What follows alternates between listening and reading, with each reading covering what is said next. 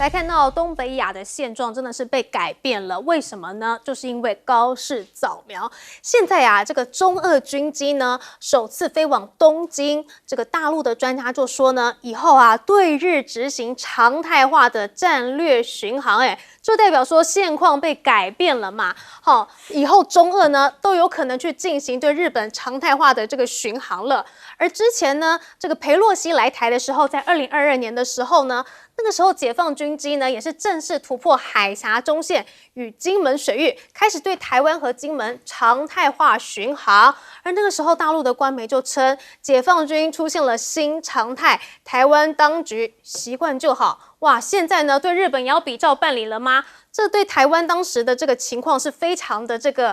严重的，结果现在日本也是比照办理了。好，我们来看到啊，所以呢，这个日本防卫省就说啊，中国辽宁号呢进太平洋，这个舰载机起降就超过了260次，真的是跟当时的台湾很像哈。因此呢，日本现在也要硬起来啊，是要拟增2026年的防卫预算。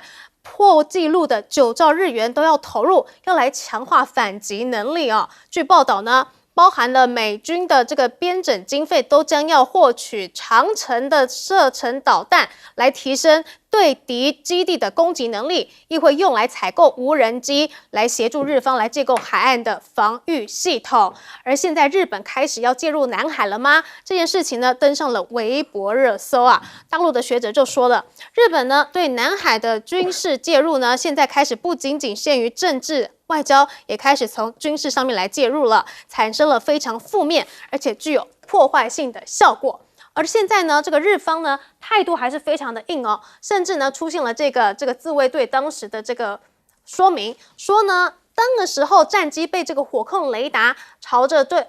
被锁定，形同是被对方拿着枪抵住太阳穴，极度危险。还说啊，如果是美军的话，早就反击了。而这个日本防长小泉进次郎呢，也说呢，他跟这个美国的防长赫格塞斯通上电话，而且他在这个社群媒体上呢，也 po 上了这个宣传照。但是这个照片就被人家吐槽了，说啊，怎么好像少了一点什么？因为他一手拿着电话，另外一只手翻着纸，结果呢，他手上没有拿笔啊，看起来就像是一个摆拍而已。日本网友自己都说了，说就算是表演，既然有纸，拿根笔吧。其实这个电话根本没通吧？说这个照片啊，比 AI 生成的图片的漏洞还要多。而现在呢，日本呢也不止要学这个中国啦。因为呢，王毅就跟德国这个外长见面了嘛，那么日本的这个国安局的局长呢，也先后跟英国、法国还有德国的高层来进行电话会谈，反驳中方指控日本试图改变台湾现况的说法。好，共同社说了，随着中日双方展开了外交交锋，双方的资讯战也是明显的在升温了。但是怎么样啊？但是这个日本呢，似乎还有一些战略的不清楚的地方。日本的学者就说呢，相较于中国试图从国际秩序维护的角度去阐述自身立场，日本并不善于说明自身立场，对历史啊，还有中国叙事的认识也相当不足，而整体对中国缺乏战略，更是日本政府的致命伤，这也导致了中日关系陷入困境的原因。而我们知道，昨天呢是南京大屠杀的这个周年，所以呢，这个日本网友啊，竟然是不认这个事情，说请提供证明日军在南京犯下徒刑的罪行，还说是中国人去杀害中国人，然后嫁祸给日本人。但是也有日媒呢是去反省历史的，东京新闻就报道了说呢，我们绝对不能允许无视南京大屠杀史实的愚蠢行为存在。我们相信是学习历史，承载战争亲历者的记忆，将会有助于维持和平。另外，这个日本的社会运动家森正孝也说了，说无论日本政府如何扭曲篡改历史，真相只有一个：广岛和长崎的原子弹并不是突然从天而降，而是有原因的。而这个原因呢，正是日本的对外侵略。好，现在这个中日关系紧张之际啊，哇塞，这个日本呢自己出现了两派的立场。我们来请教彬哥。其实中国大陆跟俄罗斯，他们如果以后真的把这一种战略巡航当作常态化的话，那日本以后麻烦就大，因为日本每天都会遭受来自中俄方面的压力。那所以我一直觉得很奇怪，高市早苗到底希望整件事情往什么方向发展？这是我觉得很奇怪的地方。他的规划到底是什么？因为他已经一口气把东亚最强的3个国家全部得罪，中国、俄罗斯跟南韩，他全部得罪。然后现在这3个国家跟他之间都产生局域，那甚至未来可能会有进一步的冲突出现。那请问一下，日本为什么要把自己陷入这样的境地？目的到底是什么？日本能够从这样的态势里头得到什么好处？我觉得这个是高市早苗跟整个日本人民要去想清楚的地方。那现在你一直不断的向美国求援，你甚至小泉进次郎去摆拍出这种画面，可是事实是什么？事实就是美方很显然的并没有全面的站在日本的立场去对中国大陆施压。对，最近美国确实有和这个日本一起展开演习，可是演习的地点在哪里？一个是在太平洋这边，另外一个是 B-52跟日本的飞机在这个日本海这个地方。如果美国真的想要对中国大陆施压，那他为什么不在东海或是黄海？他为什么要选择在日本海？所以很明显的，美方还是不愿意跟中国大陆正面冲突嘛。所以他在这件事情上就没有摆出一个力挺日本的架势出来。那高市早苗你要怎么收拾这个局面？因为现在看起来，中国大陆在不断的升温，不断的加强对日本施压的力道，那甚至联合俄罗斯一起来。那与此同时，日本到底能做什么？你说你提高你的国防预算吗？大家不要看9兆日元听起来很吓人，其实没有多少钱，1兆8000亿台币。我们明年都要到9000多亿台币，日本多大的国家，台湾才多大？所以在国防上面付出的比例，我们其实比日本多。日本其实以日本的经济实力来讲，它的 GDP， 它的国防预算占 GDP 比例并没有很高。那问题是，日本不断的升高之后，你到底想要做什么？你的战略到底是什么？你是准备真的就此与中国大陆为敌吗？那长期下来打持久战，你有办法承受这样的压力吗？那现在日本有一派的人，其实高市早苗就是这种人，就是他们不承认日本是2战的侵略者，他们认为他们是在保护大东亚，他们是在赶走欧美列强的侵略者，这就是他们自欺欺人的一种说法。可是他们真的是这样相信，所以才会有这种网友出来说啊，你要拿出南京大屠杀的证据给我看。实际上证据早就在那些地方，只是他们用尽一切方法不相信，不愿意承认。那装睡的人永远叫不醒，所以这种人你再怎么去跟他讲都没有用。但是多数日本人其实心里都很清楚，南京大屠杀就是真的存在，日本在2战就是侵略者。你们为什么会被 K 2颗原子弹？就是因为你们是侵略者。那日本还想重新再回到侵略者的身份吗？因为现在为什么说日本在国际上想要诉诸国际诉诸的非常无力，就是因为你不要忘了你是2战的侵略者啊，所以你现在如果想要把军国主义复辟，你想要成为你所谓的正常国家，你想要重新拥有所谓的正常军队，其他国家不会忧心吗？2战有多少国家被你侵略过？你都没有想过这个问题吗？所以日本这种对2战的罪行毫不反省的态度，其实只会让他在国际上树立更多的敌人，不会为他带来朋友。所以高市早苗如果没有认清这一点，你就可以继续升高跟中国大陆对抗的态势。你看看欧美现在都没有人站在你这边哦，连你旁边的朋友本来还可以帮你在中间斡旋的南韩都被你得罪了，那你未来日本还剩下什么呢？所以高市早苗如果想要一力加强日本的武装去跟中国大陆对抗的话，你就往这条路上走吧。到最后我跟你讲，台湾没事，日本会有事。说到这日本到底有哪些朋友？或许有赖总统吧。我们来请教张英庭将军。美国其实没有大挺日本的，他对那个高市早苗这方面，他只有点到为止。所以美国只派了2架的 B-52战略轰炸机，因为俄罗斯跟中国大陆各派2架的 Tu-95跟轰6轰炸机，一直飞到这个东京的外海的上空。那美国只派 B-52，那就知道只派2架。为什么派4架？因为中国大陆跟俄罗斯4架，美国只派2架，那就知道有数量点到为止就好了，有交代啊。第二个，从机型上来看的话，美国为什么派 B-52？那个俄罗斯 Tu-95是阿公级的，美国也派阿公级的，就 B-52。那 B-52是越战的，60年了，美国到现在有76架，你为什么只派 B-52？你可以派 B-1啊，还有 B2 啊，B2 美国有19架，你派2架 B2 就不一样了。这个表示说对日本挺，他们派阿公级，我派现代的。哎呦，在这个性能上面压倒他没有，他派个 B52，但是阿公对阿公吧，就是类似这样。然后另外一个没有挺的迹象在哪？距离，因为这个中俄战略巡航啊是到东京外海，但是美国是到日本海，有没有抵到海参崴？就是海参崴呐，没有。有没有抵到库页岛跟沃霍赤海北端？没有，就在日本海中间就回去了，点到为止。所以美国对日本只点到为止。你从数量飞机的数量上、飞机的新旧的性能上，还有它所到的位置，你就知道哦，那美国对日本大概点到为止，意识到就可以了，就可以鸣金收兵，回去落地了，就是这样子，任务执行完有交代了就可以了。那我们现在看呢，那个日本的 F-15J 被中国大陆的歼15锁定这一方面呢，我说日本怎么没有积极的作为呢？他这样子，他临战好像有问题耶。他3个事情没做。第一个，锁定的时间怎么会被锁定3分钟啊？如果是我锁定我30秒钟都不可能，怎么被锁定？我立刻掉头，马上低头对着你，你锁我，我也要锁你，他就被锁，就乖乖的被锁。那你敌情在哪里？就被锁定了。你要有一些战术动作要回避，要有个大急小转弯，立刻带过来跟他对头。这个是飞行员都要去做的啊。日本没有去做第一个，第二个就是我们讲锁定时间太长，第二个应变力不够。你要应变，马上做应变，怎么会一直在战术被动？你要从战术被动转到战术主动，没有动，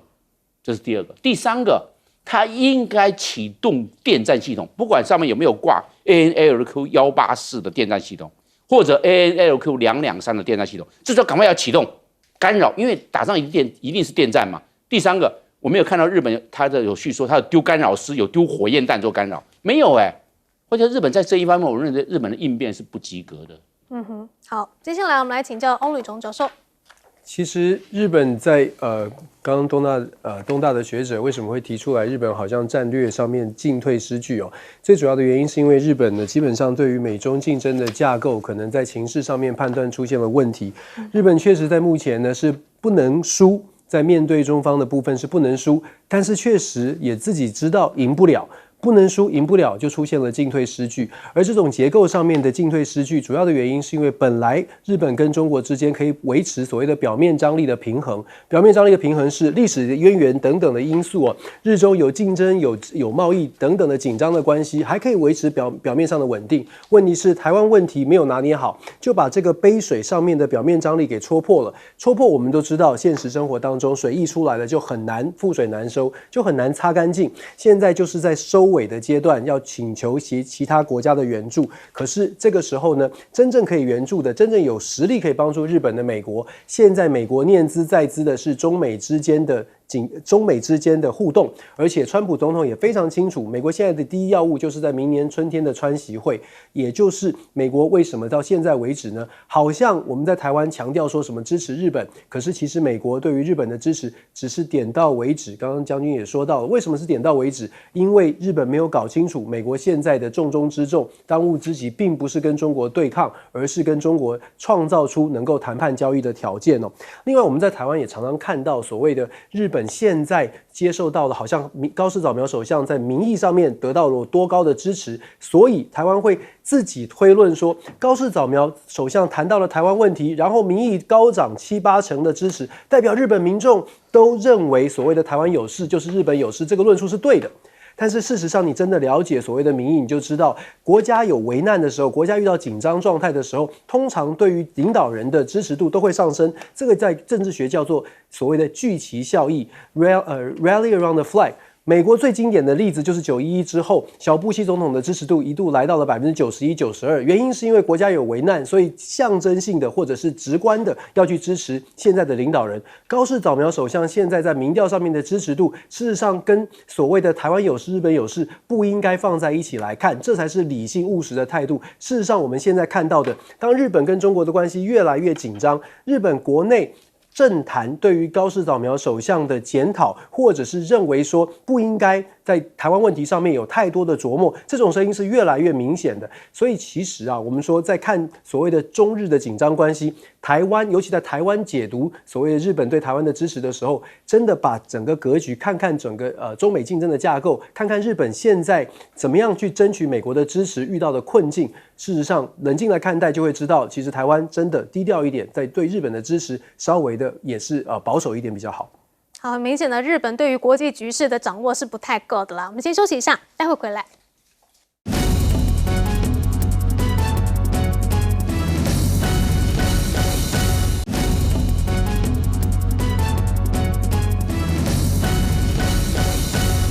全球的政治局势来看到泰检边境再度开火，结果呢，川普又被打脸了。我们来看到在12月12号的时候呢，这个川普跟泰国还有柬埔寨的领导人才通话之后，他就宣称呢，说呢，两国已经同意了停止在边境地区的战斗。结果才没过几小时，结果泰国的战斗机仍然是对目标去发动空袭，而泰国的首相阿努廷甚至是进一步否认有这个停火协议，而且还誓言呢要继续的在与柬埔寨有争议的边界上面来战斗。那么柬埔寨政府也宣布了要全面关闭与泰国之间的边境通关。好，再来大家看到的呢，今天清晨泰国呢是再一次出动了2架 F-16战机去空袭这个菩萨省地区，炸毁了2座桥梁，甚至波及到了民用建筑。而泰方则强调呢，这些行动都是为了要切断军事补给线。而检方呢，则是指控说2架泰国 F-16战机投下了7枚炸弹，还炸毁了1间酒店。而泰国外长呢也说了，说他对川普是非常的失望，因为呢泰检边境地区造成了泰国士兵伤亡的地雷并不是意外，因为川普说呢这只是个意外啦，他说这是检方埋设的，所以川普这样子说是意外的说法让他感到非常失望，也伤害了泰国人民的情感。而这一起这个边境冲突呢，也暗藏着多边的角力，尤其呢在这个军武的方面，我们来看到柬埔寨的这个火箭炮呢，还有泰国的 VT4 战车呢，这2个都是中制武器。好，另外呢来看到这2国开战除了边境问题之外呢，也还有很多的经济利益，像是柬埔寨的电信诈骗产业呢，竟然是占 GDP 超过了40%，所以呢，泰国是也很希望解决这件事情的。因为很多的泰国旅游业都因为这个柬埔寨的诈骗或者是抓人去柬埔寨，导致于游客很担心，有安全顾虑，所以不愿意去这个泰国，重创了泰国的游客的人数。好，另外还有政治博弈的部分，因为之前泰国总理呢这个贝东塔下台，所以呢现在的代理政府似乎想要借由这个冲突来转移这个贝东塔下台的压力。而另外呢，这个柬埔寨的洪森家族则是被指呢太过亲美，所以呢可能也就借由这件事情激化与泰国的对立来转移目标。好，另外这起战争呢，这起这个冲突呢，也是一个文明灾难，包括了千年古寺塔克拉贝寺，还有这个博威夏寺呢，都遭到了炮击而损毁了，这些都是1000年的这个历史文物结果通通在这场战事中被摧毁了。另外我们来看到也是一个非常大的新闻美军在中东又出事了，这个是发生在叙利亚。好，美国与叙利亚部队在叙利亚中部的城镇竟然是遭遇了伏击，有2名美国陆军士兵，还有1名平民口译等3个人都遭到了疑似为伊斯兰国战士的攻击者给击毙，所以川普非常的生气，说呢这是伊斯兰国发动的袭击，将展开非常严厉的报复。报复行动是什么呢？美国就紧急出动了 F-16战机。好，这个美国出动了 F-16战机，飞越了这个帕米拉上空来展示武力。而美国媒体也称了，根据社群媒体流出的影片显示呢， F-16战斗机在帕米拉上空盘旋，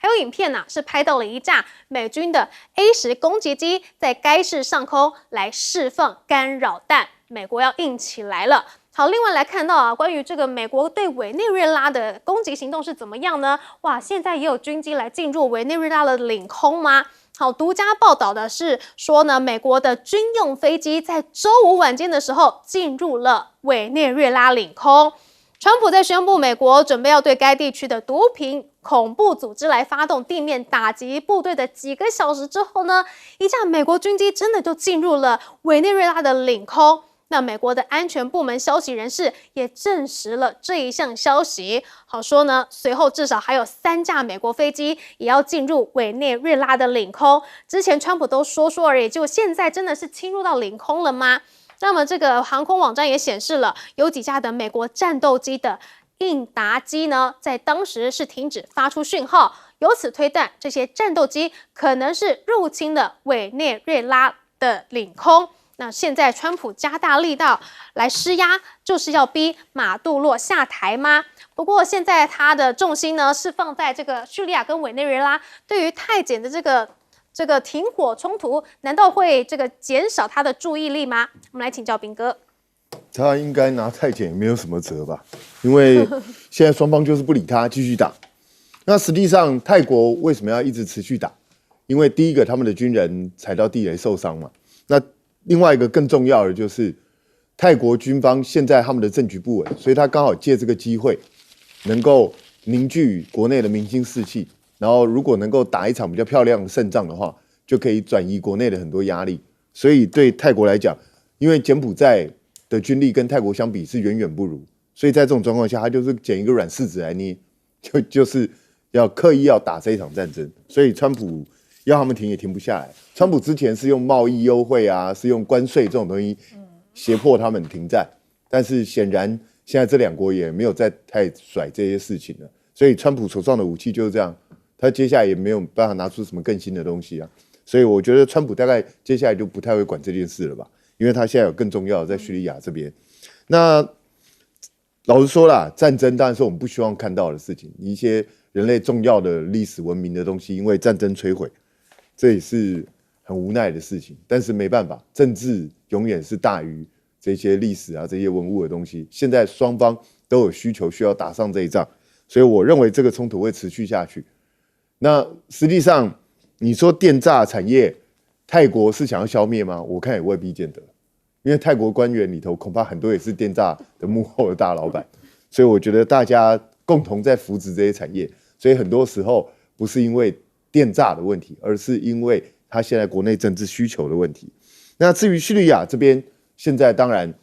给了川普一个好的借口，又可以去那边抢，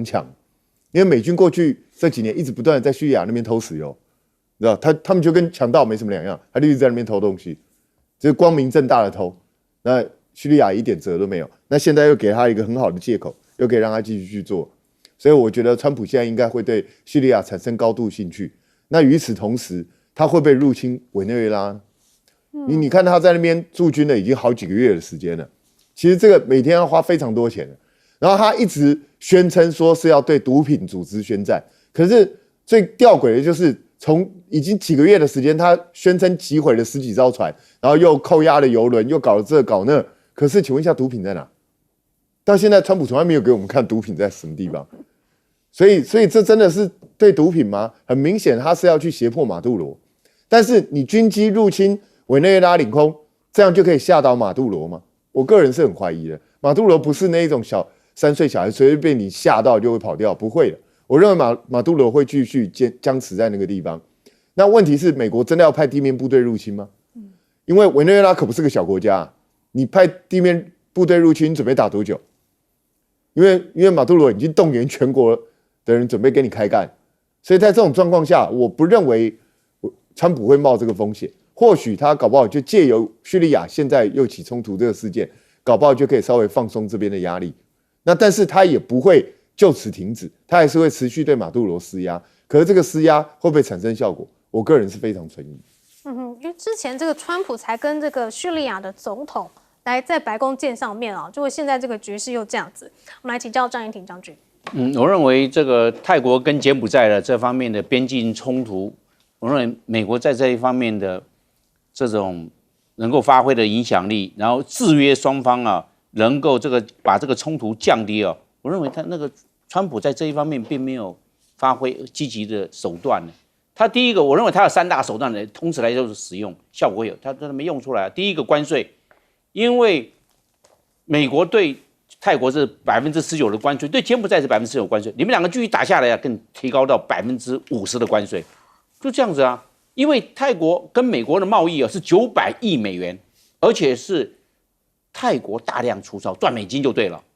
那这样赚美金，我就不让你赚美金，我现在不让你赚美金了，900亿啊，跟直接腰斩，剩下400亿，看你泰国的经济会怎么样？泰国现在的人均它只有5000美元呢，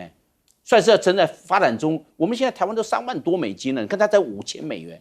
生活它现在要起飞，你就一下把它压住，是不是这样？同样对柬埔寨19%给它调升到50%，你看看行不行？因为柬埔寨它是对美国的这个几乎是90%的贸易顺差，130亿就赚120亿，柬埔寨是不买美国货的，所以他们美国一年只买美国5亿美元的东西，但是却外销到美国125亿美金，你看到没？他赚120亿，所以也是他也要你给他课关税，你看柬埔寨的经济发展怎么办？而且柬埔寨现在啊，他的国民所得一年只有2000块美金，很穷，最怕课关税，越穷越怕课关税，有钱不怕你课关税，你课吧，反正我有钱。这2个都是穷国家、穷小子，所以很怕关税。第二个，限制对泰国的军售，因为这些 F-16啊，泰国还有 F-51战斗机耶，还有它的军舰，还有那坦克，都是美制的。那美制的，你这些定期更换舰也好，系统舰也好，还有零组件也好，我不给你了。那过1-2年的 F-16飞不起来了，为什么？没有定期更换舰啊，会有这个状况啊，就限制它。你如果再继续闹下去，就不给你了，你的飞机摆地面上。只能做战力展示，但是没有办法做战力发挥，看你怎么办，就这样子嘛，很简单。第3个应用情报交流停止，因为泰国很多的情报是来自于美国，美国不给他情报，你像泰国没有情报，他怎么打这个仗啊？所以他认为川普在这方面并没有真正的用心，没有下重手。如果下重手，他们两个就停火了。这个我认为这个问题不复杂，很简单，只是没有要去做。看来很明显的，川普现在的重心已经不在这个泰检了。我们来请教翁履中教授，泰检之间的停火是不是真的打脸了川普？那是我们在定义的，川普根本不在乎。所以很简单的逻辑是这样的，我们要知道美国现在重中之重是什么？美国看全世界，对川普总统来说，他在全世界签署了，或者是要求大家签署了这么多的停火协议，他真的在乎吗？他在乎的是他是不是那个负责停火的那个人，达成停火的那个人哦。停火协议如果没有办法能够顺利的推进，那是你们的错。但是呢，下一次还要停火的话，必须是由我来介入，让我在那个舞台上把你们的手牵起来。川普要的是这个舞台，川普不在乎你们是不是要继续打。所以也许我们的整个论述的逻辑或者是思考逻辑要换过来，换到美国，尤其是川普现在看世界，他其实从上任到现在呢，在全世界已经签订了停火协议7、8、9项了。对于他来说，是不是真的会追进这些停火协议，真的能够落实？事实上，我们看得非常的清楚，必须要非常务实的了解美国现在看待全世界他的态度。川普总统要的是那个舞台，是那个他负责可以停火，只有他能做到停火。停火失败是你们的错，停火成功一定要是我的功劳。这个才是我们正确理解川普时代哦，他到底商人思维在算计什么？在我们看到叙利亚，其实叙利亚对川普来说呢，叙利亚刚刚主持人讲的没错，叙利亚新的总统确实跟川普跟美国的政府之间有一些关联，但是你会说为什么叙利亚会发生这种事？因为攻击的是 ISIS 的恐怖组织呢，在叙利亚埋伏了，而且攻击了，所以现在的叙利亚反而变成了什么状况呢？变成现在的叙利亚总统非常想要拉近跟美国的关系，避免经济再次的制裁，所以面对川普，面对美国川普总统说，你 ISIS 攻击我的人哦，我一定会进行严厉的制裁跟报复。换句话说，叙利亚总统他只能接受美国在叙利亚的本土进行任何的事情，叙利亚不会做任何的动作。我们看待叙利亚跟美国的关系，尤其是过去可能还会就是保障叙利亚，或者是叙利亚跟美国关系不是很好，所以美国要在叙利亚境内采取任何的武装动作可能非常困难。但是现在川普总统都说了，他必须要采取严厉的报复的行动。我们可以看到，不会开启部面部队，可是他针对 ISIS 可能可以采取轰炸啦，或者是其他的动作。重点是又是一场很明显的要秀场出现哦，给川普一个很大的机会，强调的是我一定要守护美国军人的这个权益，美国的权益，所以又是一个非常好的一个表演的机会。那再来委内瑞拉，其实也是一样的概念哦，想要传递给全美国的民众，美国在 law and order 在毒品的打击上面很重要，可是其实打击委内瑞拉不只是毒品。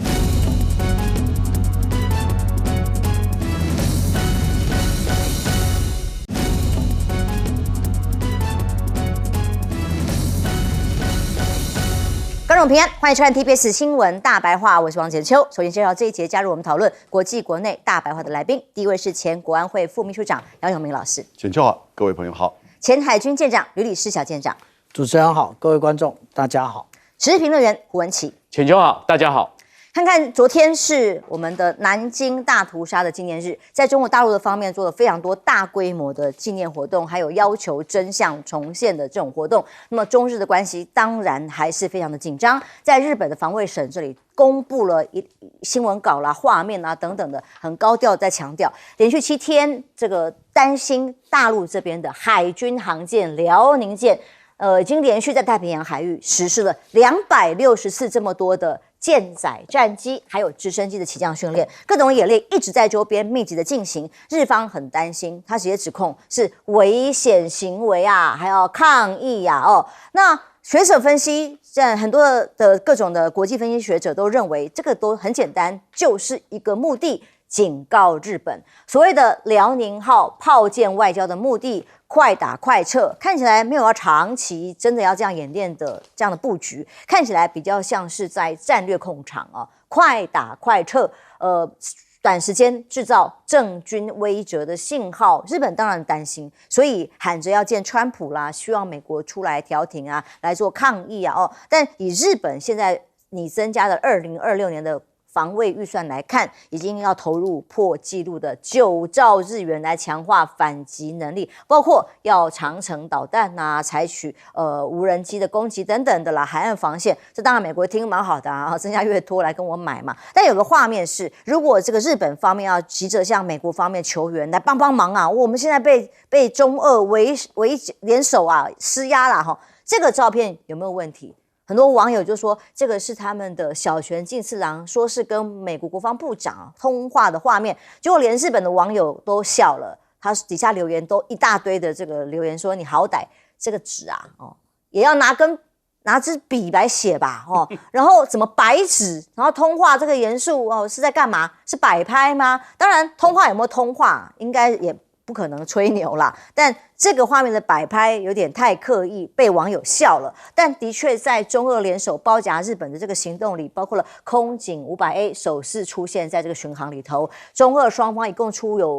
动的战机，包括了歼16、轰6K、空警500A， 还有这相关的多种形态的军机参与行动。日本当然倍感压力，这个压力当中呢，这个军机绕过将近往日本东京的方向。俄国往这里出发，这边是这个中国大陆的军机，像这样的联合巡航，当然对于日方的压力非常的大。那么甚至形容是不是意图夸示具备轰炸东京的能力呢？那么大家在想深一点，有各种的学者分析，如果这个中俄飞行的路线再延伸过去的话，涵盖东京，甚至美军的基地、须贺基地等等，也会拿来跟这个月发生雷射照射事件的辽宁号的路线直接重叠。那到底大陆专家怎么看呢？他说这只是对日本的执行常态化的战略巡航而已呀，用意不言而喻啊。当然在这个周遭的常态化战略就会一直不停的出现，但其中像雷射照射事件呢，中方也否认出示了相关的证明，说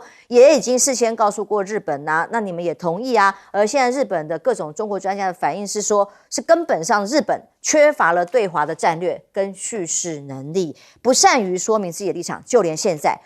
双方的处境这么的僵的情况之下，也没有办法对历史中国的，尤其他们是2战战败国的这个可能的反应认识也不足，才会让日本造成困境吗？看起来双方的僵局也没有降温的机会。那么不止中日冲突，在南海这里呢，日本的参与更是导致双方更多的可能无法往下降温的可能性，因为包括在日本南海问题南海研究学院的学术委员会主席说的他呢在跳得太高的情况之下，产生了更负面甚至破坏性的效果。日本跟菲律宾签署的这个互惠准入协定，也就是说，一旦在南海这里出现了任何可能的争端，就会仿效像美菲签署的这个访问部队协定一样。日本海上有事，自卫队可就真的依照协议，必须随时进入菲律宾，介入南海事务。而菲律宾现在跟大陆的关系当然也非常紧张啊。我们透过画面来看一下，这是最新一个画面，是菲律宾有渔船在南海这里直接遭到中国大陆的海警水炮攻击，因为认为它进入了争议海域，所以呢，直接以驱离的方式，强力的水柱去攻击这些渔船，结果造成了3个人受伤，2船严重受损。当然，这所谓的这个菲律宾当然非常的强烈的抗议，但问题是中国海警还派出了小艇切断多艘菲律宾渔船的锚绳等等。如果这种争议越来越扩大的话，日本会不会也变成一个必须要介入的原因呢？杨老师怎么看？现在中日关系已经几乎是紧张到回不去了。第一个，小泉这显然摆拍，3个东西啊。第一个，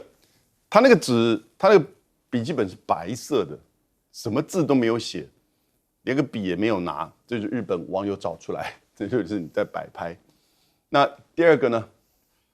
这种通话部长跟部长之间通话不会拿那种手拿的这种就是话筒的，它一定是这个开放的麦克风，因为旁边会有助理或者是相关的人员会幕僚一起他不一定插嘴，但是呢，这个事实上是一个标准的，因为你要让旁边的人也都做记录，或者是说呢有什么问题的时候，他可以参与所以我觉得绝对不会是拿话筒，这个我们很有经验。第3个，小泉的英文不太好啦。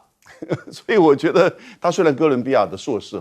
但是他的英文真的不太好。上一次选举的时候呢，有人还问他英文问题，他跳过不答。我觉得这一次日本到目前为止，为什么要坚持到这样子的地步？搞到后来不是把自己逼到墙角，中日关系变成一个僵局，经济、旅游都受到影响。第一个因素，我觉得是他的国内政治考量，因为高市真的就是一个右翼政府，过去的几个历来的日本的政府没有跟中国闹得这么僵过，那就是一个话。那当然也因为中国大陆看它就是一个右翼的这个色彩，今年8月15号才去过靖国神社，那你一上来就讲了这个你心里的话，所以呢，他要他等于是压制高市。那因此他有国内政治的考量，那你又看到他得到了高支持率。第二个，我觉得中日双边关系的考量，日本其实长久以来真的是害怕中国大陆的军事力、经济力。2010年，当中国超越日本成为世界第2大经济体的时候，那个时候日本非常的恐慌。而你知道，今年日本又被印度给超越了，但大家不怎么在意。所以，然后呢，也担心中国的历史报复。因为他们知道这个历史的问题，日本跟德国不一样，没有真正的面对过，通常都是用一个所谓的春山谈话一笔带过，所以就担心中国主导整个这个区域的权利，从来没有赔偿过。然后呢，就担心整个会改变。那第3个原因，我觉得日本其实真的想当美国在这个第一岛链的最大代理人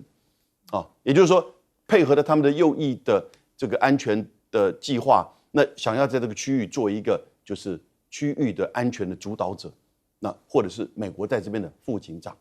那看到民意的支持下去，其实以及整个日本民意向右转，其实现在真的把日本逼到墙角。那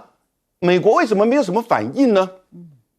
第一个，我觉得当然川普现在看得很清楚啊，中美之间的这个G2两强体制才是真正的核心，而他跟中国之间除了有贸易、有科技、有大豆、有稀土各个层面，那接下来明年一整年，美国的经济、美国的期中选举，都前提是必须要维持一个稳定的中美关系，所以他不会因为你日本在这个台湾有事或者雷达照射，就去跟这个中国那个就掀桌子，不可能。日本是不是美国的国家？这个核心利益，我觉得到目前为止感觉上是，因为美日安保，但你没有受到攻击啊，你也没有受到任何的这个就是军事上的威胁啊，你自己把它视为军事上威胁，那就是第三个。我觉得川普看到日本现在的所作所为，有一点小题大做。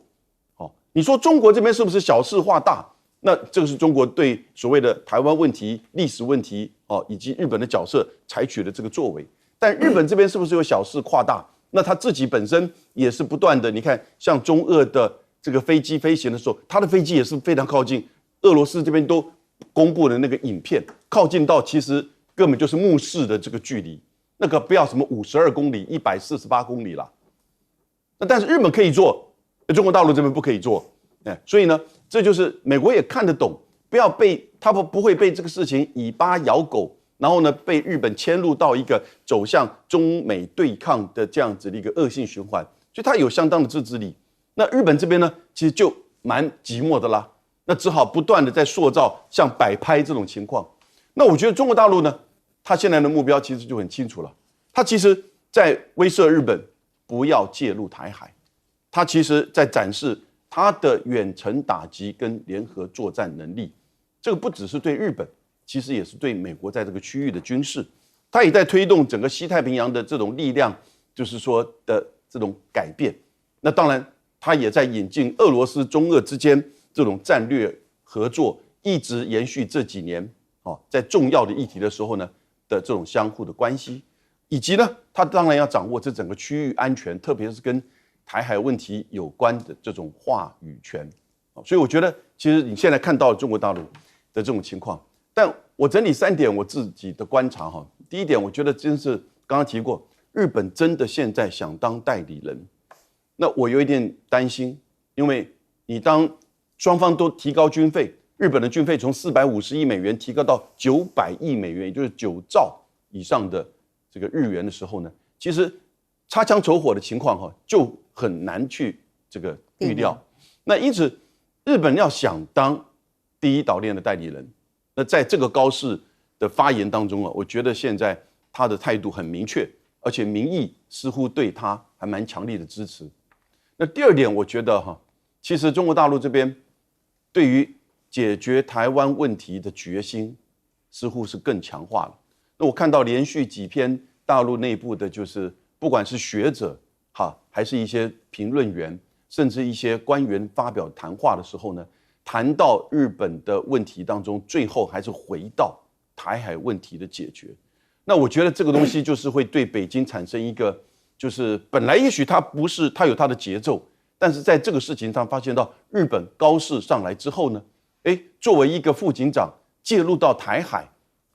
那从中国的角度，那这个是一个过去的侵略国，还想要进入到被殖民地，而且用军事的方式，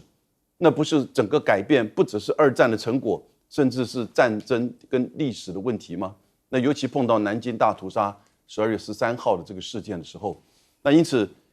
我觉得大陆这边对于台湾问题的这个处理的决心似乎是加强。那我觉得最后谈一点，就是台湾自己内部现在还没有浮现出来，但我觉得到选举会浮现出来。我觉得台独跟青鸟们受到了鼓励了，连日本都支持我们，台湾有事日本会来访啊。但是这是真的吗？可是呢，在选举当中，这个一定会被激励起来。我觉得这个会变成相互恶性循环的影响。刚我们画面在重播的那个画面是当时首相在川普面前像个迷妹一样，那样的迷妹粉丝，现在在国内的民调支持度一度冲到了80%那也因此他想向川普求救到目前为止，川普并没有那么明确的表态，包括这个通话被说有没有展现实际的意志，但的确国内光是这么多起的军事演习，对于国内的压力一定是非常大的。其实川普总统已经用了明示以及暗示告诉了高市早苗，只是高市早苗没有意会到。为什么这么说呢？因为一开始我们就看到了共同社发出了有关于这个提风飞弹，它已经撤离了延国基地，这是第一个讯号。第二个讯号呢，他也就是川普总统在接受 Fox 访问的时候，他特别讲到说，其实要跟中国大陆谈判的时候，必须基于实力地位，它也就暗示你日本没有实力啊。那我们来看这一次的这个有关于辽宁舰的这个演练呢、为什么让日本这么样的在意啊？那我们讲到说这个转向之后，直接向的我们讲到4国南方海域，但虽然它没抵达那个位置啊，那已经跟以往大为不同。但是更为不同的是什么？是因为它的编队换来换去，让日本疲于奔命。怎么说？因为我们在这边啊，我们可以看到这个101南昌舰，可是当我们从8号、9号、10号、11号全部都看不到南昌舰，南昌舰去哪了？那另外呢，我们在这个位置之前呢，我们看不到这个901，我们看不到那个综合补给舰，可是呢，直到他在18号的时候又出现了，他从哪里过来的呢？如果按照日本防卫省统合幕僚监部的资料是没有的，他是从这一个巴士海峡绕过来，还是从靠近台湾一侧的这一个海域绕过来都不知道，这个就是最大的问题啊。至于有学者说啊，这一个辽宁舰太旧了啊，那我应该跟大家报告一下，如果你回去看历史的话，你就会知道，这个辽宁舰当初啊要从乌克兰拖回来的时候，美国的驻乌克兰大使馆曾经有派人员上到那个时候叫瓦雅格号，曾经去考察过这艘船，他们说完全不可能再次使用。意思是什么？除了船壳之外，辽宁舰就是完完整整的国产航母，包含了从相位阵列雷达到它的动力系统，全部都是。所以呢，不要用刻板印象或者是进行认知作战。我们这样讲啊，贬义对手啊，其实只会造成战略或者是战术的误判，其实是不利于台湾的那个战略研究或者是战略研判的。文琪除了在日本这边周边呢，在菲律宾的问题，现在也让中日关系又雪上加霜。应该这样讲，如果整体来看，当然菲律宾，如果我们看最近的水炮事件，但对日本来讲，当然是有点围魏救赵嘛。他希望给菲律宾一些能力，能够在他西南海域减轻一些压力，这是非常正常的、合理的判断。当然，这是日本片面自己的想法。但是你回归来看，为什么中国大陆这次会非常生气？坦白讲，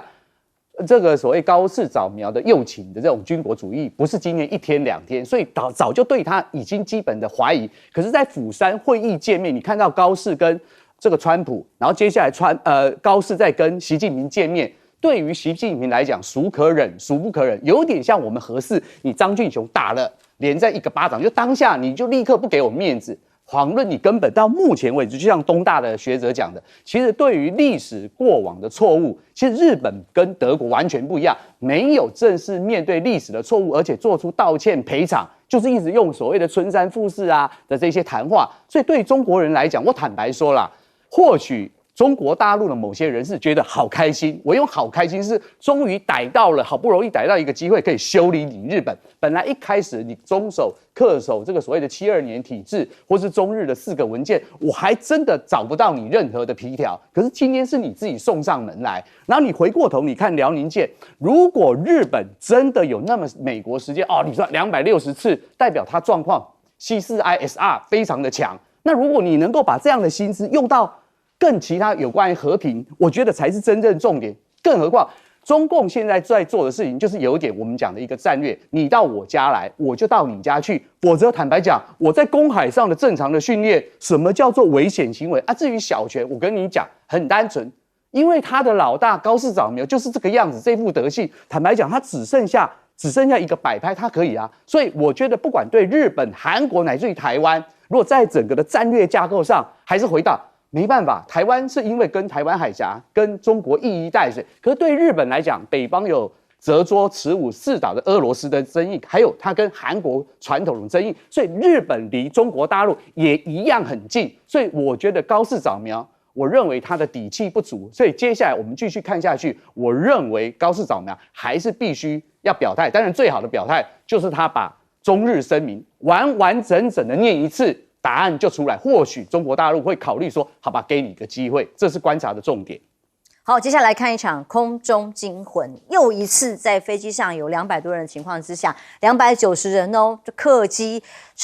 失去引擎的动力折返，吓坏了联合航空，又是波音777。这架客机是13号下午，我看到画面是它在卸油，直接呢载着275名乘客、15名机组员，这么多人，结果呢因为失去动力，引擎故障了，那么空中卸油紧急迫降的画面，机场的警消人员赶紧出动去扑灭，吓坏了哦！这让我11月出国的时候，我的引擎坐的飞机引擎只是故障，所以停飞。我现在觉得好多了，因为这个惊魂，你可以想象飞机上这么多的人，心里会多害怕，还冲到这个旁边的草丛，还这个跑道上面引火，这个燃烧起来，还好赶紧扑灭了。波音到底现在安全系数是不是得到全世界的安心的保证了呢？目前又有一个发动机故障返航的消息，是美国航空总署要进行调查的，要为川普打造下一代空军1号，也是波音啊。但问题是，波音的交机延迟给别人就算了，给川普的这个交机空军1号第2架呀，一直延迟，说是延到2028年的中期，已经延后1年了，拖一拖，可是其实加起来已经拖了将近4年了。那预计要到2028年交付，所以川普说啊，哎呀，真的希望在我卸任之前能够搭到全新的空军1号，现在还不知道有没有机会。那么现在川普对他来讲除了很多的这个威风的国际之间搞关税之外，要展现他自己的权威，把东厢这个白宫100年的建筑拆掉，变成舞厅之后，现在又动了一个新的目标，说要把白宫旁边的这个草坪啊，本来是把这个椭圆草坪垫高来看拳击赛嘛的格斗赛嘛，现在直接想变成一个高尔夫球场。这个叫做让华府高尔夫再次伟大的提案，还要邀法国的设计师来啊。川普说，如果要做的话，我们不要把它做得非常的漂亮。结果呢，川普是先挨告了，因为有历史建筑保护组织提告，有没有用不知道，但他们说在没有任何审查的情况之下，也没有提出计划，就直接把白宫的任何部分拆掉，这是历史建筑，完全违反了所有相关法令，至少有4项，所以向总统提出告诉，但光是最高法院对于关税的判定也都还没有下来哦，所以白宫拒绝提供手语翻译，川普想要没有什么不可以，很难想象为什么手语翻译会被这个川普认为会侵害总统对其对外形象的掌控权，这个手语会展现不出川普的威风吗？威仪吗？不知道。但这个拒绝提供手语服务是川普政府包括发言人非常坚持不愿意提供的，所以司法部的律师坚持在法庭上也不让步，就是不让手语翻译跟着川普走。当美国的晶片大战认为是不是把我们台积电的供应链整个要搬到美国去的这个时候，出现了一个场景，叫做美国跟日本等7个国家在澳洲这里，由澳洲所发布的跟韩国、日本、英国、新加坡、以色列签署了系和平宣言，就是跟晶片有关，全部由美国主导的战略策略，要掌控晶片在手上的供应链。那包括川普要放行这个 H200的辉达的晶片卖到大陆去啊，当然国会有不同的意见，国会认为这当中有维安疑虑，甚至呢这是关键的国家安全管制的危险决定啊。美国众议院跟中共的战略竞争特别是委员会的这个主席也说，致函要求提出相关的细节，不过大陆方面也都还没有说要不要买呢，人家都还没有决定呢。但川普这个时候告诉大家说，要像中国一样团结一心干大事哦，否则呢，我们国内各州制定着不同的 AI 行政命令哦，人家是中国想做什么就做什么，很团结，我要说什么没办法做什么，他应该心里觉得委屈啦哦。所以当外媒的很多新闻稿有告诉大家说 Intel 已经在测试中国半导体设备厂商的设备的时候呢，这也是 Intel 现在重新复活，有了这个各种的入股，有川普的箱庭，有了我们台积电的技术之后，有没有机会2027年这个新推出来的技术有可能成功呢？那么外媒都分析认为啊，跟美国相比之下，中国大陆是有举国的科技优势，晶片各种新的发展，在《纽约时报》里面认为都可以跑到最打破西方技术封锁往前跑的优先的领先的趋势。那真金白银砸半导体产业，这个新闻是大陆已经宣布要斥资700亿人民币去强化自产力。那么杨老师，当然上一次川普4月要到大陆去访问哦，会不会再买波音各种采购？大家也都在讨论。那问题是，现在波音的各种安全系数，其实光我们自己消费者搭乘都没有办法真正的安心。大陆要推自己本身的919，那基本上我觉得其实对波音应该不会是一个就是平衡贸易关系的项目，但是可能会买一些。不过我要讲的其实是那个 Pax Silica， 这个翻成叫系和平联盟，Pax Silica。那大概年龄稍微长一点的，还记得过去60年代、70年代的时候，有个叫做 Pax Americana， 那就是那个时候还有一个航空公司叫 Pax Americana， 泛美航空，但它马上当然就瓦解掉了。但当时美国提的 Pax Americana 就是所谓的美国主导嘛。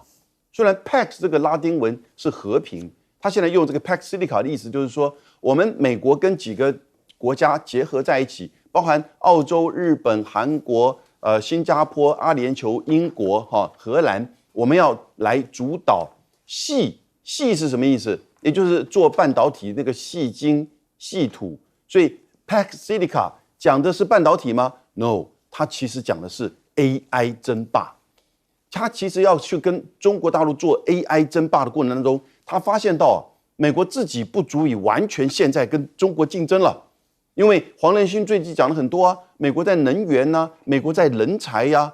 上面其实已经落后在中国，而且基础建设在 AI 的竞争上，所以他把这些国家找进来。那荷兰就是那个 ASML 光刻机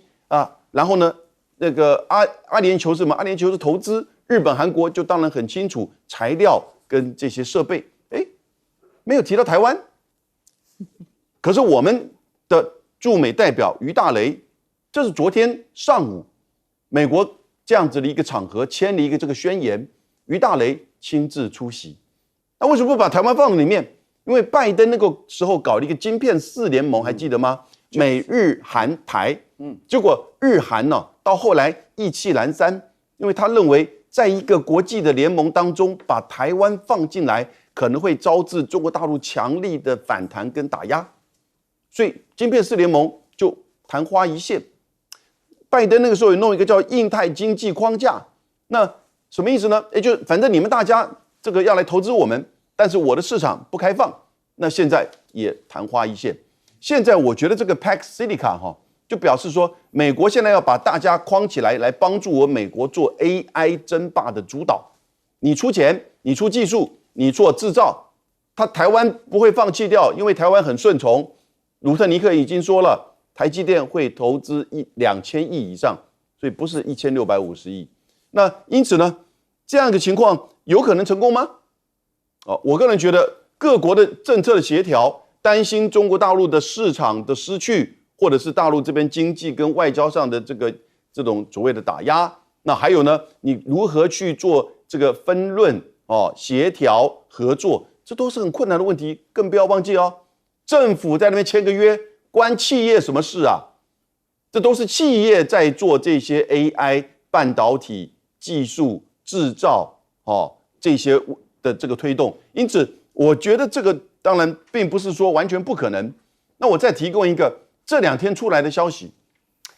，Nature 是一个全世界最重要的科学杂志，它有个叫 Nature Index， 它其实每年都会公布。现在公布24年、25年、去年、今年基础研究当中的机构，也就是大学跟研究机构，前10名有8个是中国的，前30名有80%是中国的，这是基础研究，而在应用研究上面，前30名。全部都是中国的机构，我还不相信，我还到 Nature 的网站上去查，它是第一个消息，因为它这2天公布的，通通都出来。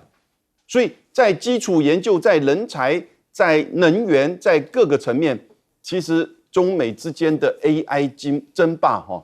真的变成一个美国必须要找大家来自救的一个情境了。陈县长，当然美中的对抗是在各个层面的，那么要互相的竞争，但是川普也要卖产品给大陆包括波音也是可能被推销的项目之一但波音的安全真的有办法让大家买得下单吗？波音它没有办法解决它的自己的问题，他的管理的问题啊。那就算是川普拿的鞭子啊，鞭打各国，或者是用关税要挟各国，其实一点用都没有啊。那至于说我们讲到有关于系土和平的这个部分啊，其实系土和平的这个我们不是只开一个会啊，我们看很早在前一段时间公布的美国国家安全战略，其实里面就有，可是他没有讲说这个叫做系土和平啊，他讲的就是其实呢，他要让这个是在第6页的部分啊，再次推动经济的再工业化，然后控制他们自己的供应链以及生产能力，也就是要掌握在自己的手上，他不要让中国大陆予取予求啊。那他要投资新科技和基础科学，这也就是刚刚杨永明老师特别强调的，有关于论文、有关于科研的部分。其实美国都落后中国很多，但是他真正的目标是什么？他就是将这些世界领先的资源以及其他的资源整合起来，让美国的实力跟霸主的地位继续维持啊。那这是我们看到啊，川普政府他真正的目的啊，不过有用吗？没用。为什么？因为如果我们回到这个民主政治的体制啊，不是你总统摇了旗就说了算。那也就是是一种合议制，大家必须要共同取得一定的看法。那但是我们看到中国大陆的体制不是，那当然他们也是有一个内部的合议之后就变成国家一致的方向。不会嘞，有人在那边使协力打横炮，不会。那也就是大家都朝着这个方向发展的时候，我们就可以看到开花结果。然后这一个问题呢，也就是早有人啊，也就是 Sony 跟 NEC 的主管，早就提醒美国，你不断的对于中国大陆进行各种的贸易战跟关税，其实你就是想卡住中国大陆的科技发展。但是呢，你管制的越久了，其实中国大陆呢，它投入的更多，而反而开花结果了，然后只会让美国输的越多啊。那现在其实啊，现在要把 H200卖进中国大陆，但是中国大陆呢也不太想要了。为什么？因为除了有后门疑虑之外，那不如直接买中国大陆自己的华为或寒武纪的这一些晶片，创造更为活络的内部循环，其实对于中国大陆更为重要。所以美国内部吵半天，大陆还不一定买呢。文琪，就于川普来讲啊，现在白宫直接变成可以跳舞的舞厅有了哦，现在还有高尔夫球场，只要川普喜欢，也没有什么不可以。唯一能让他塔口的，也只有中国大陆了。应该这样讲啦，哈，我们如果从波音的事情来谈起的话啦，就有点像我们讲的，眼看他楼起，眼看他宴宾客，眼看他楼塌。就是一点一点，一叶知秋。为什么波音？各位去查一下，不管它现在最新型的787，其实为什么之前大家去查一下，它的系统的整合问题一直没有安全的绝对的保证。所以你看到了，连现在说川普的最新的飞机，当然啦，这一则新闻可能对于赖政府来讲，或许是比较受用。他说，你看，连川普要做的空军1号，他们都延迟了4年5年，那我们稍微延迟一下，好像正常。但扣除掉这些，我坦白讲。目前所谓的刚刚杨老师讲到了所谓的 STEM 的这种人才，我稍微跟大家做一个数据哈，这个因为我们上次有提过，中国大陆在全部的41项的这种产业链，就从所谓的基础原料到高端制造，其实是已经完全涵盖了全面向，所以美国在这一场东升西降的状况下，他打得非常的辛苦。回过头我们来看，你说所谓的这个他的这个什么高尔夫球场，我应该这样讲，各位你们是仔细想看，但这有一点类比。当中国大陆我们的历史去课本，当我们开始建长城的时候，似乎就是我们国力开始在走向衰退。当你看到了川普开始在盖所谓的什么高尔夫球场，各位好朋友，我们来看一下这个我觉得实在是很有趣。我请导播 take 一下。他们说有这么多人叫川普，为什么你要把他抓起来？因为他说他是笨蛋，唯一的可能就是一个川普。所以当我们看到连手语，也就刚刚浅秋你讲的，我们手语是很正常，你要让所有的族群都了解我们美国的政策要做些什么，就没想到他连这个都做不到，就有点像我们之前讲韩国的妖姬叫张秋水，李斯特他的发言人曾经讲过一句话。川普总统他就是想要来一点好玩的，所以你看到美国总统现在搞成这样，回过头我们来看晶片，坦白讲，你说他现在找了所谓的澳洲、韩国，我觉得如果真的有用，我跟浅秋报告，你如果记得拜登之前的 AUKUS， 还有 QUAD， 还有刚刚讲的所谓的 Chip 4，如果所有的功能组织或他们都能够发挥作用的话，他今天不需要来做这件事情。因此，当我看到美国现在一开始在所谓的 AI 的人才，他们 H1B 的签证，中国大陆推出了所谓的 K 签证，在人才的竞争上面，你看东升西降，美国为什么川普会被称为叫川建国？我觉得其来有自啦，所以我觉得中国大陆跟台湾，总而言之，我们自己得好好想想我们自己未来的所谓的地缘政治的一个地位。